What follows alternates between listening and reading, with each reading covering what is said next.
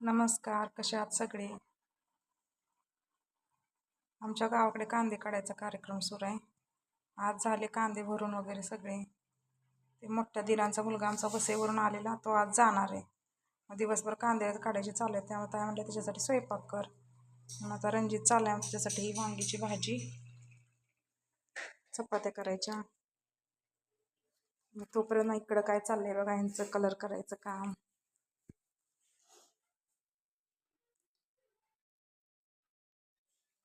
देव आमचा कलर करतोय का बाबा करतात? बाबा करतात. अगोदर तूप कडवायचं होतं, ते तूप कडवून घेतलं. म्हटलं त्यांना यायला वेळ आहे तोपर्यंत चपाती भाजी करून घेऊया. बरं तो काय करावं भाजी कशाची देते थांब. मला तोपर्यंत पीठ हवं असते खेळायला. इथं मला प्रश्न पडलेला भाजी काय करू.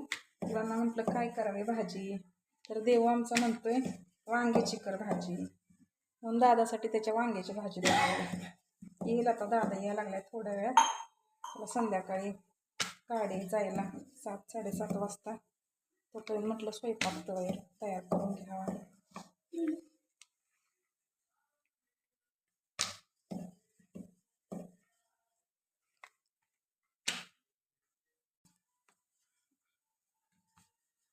आता 2 आठवडे झाले काय वर्कआउट करणं झालं नाही. सकाळी मला उठवत नाही, त्यामुळे मी संध्याकाळचं वर्कआउट करते. आता गणपती बाप्पा आल्यापासून आपलं निवांत काम चालू आहे. आज म्हटलं वर्कआउटला सुरू करूया, तर आज हा जायचं आहे. त्यामुळे म्हटलं राहू द्या, आजच्या दिवस स्वयंपाक वगैरे करून घेऊ, उद्यापासून सुरू करू. एखाद्याला वर्कआउट करायचं नसले की त्याला काय पण कारण मिळतात, असं होते. वर्कआउट तर करावंच लागते. तब्येत आपली लगेच वाढते.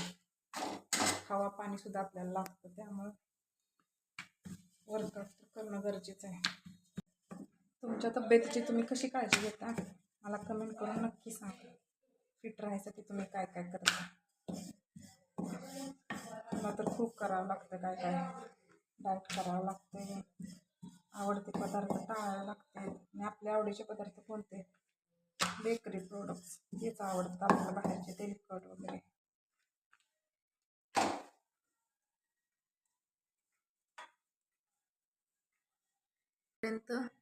हे बघा, यांनी अर्धा कलर केले आणि देऊन त्याचे पाय कलर केलेत कसे बघा.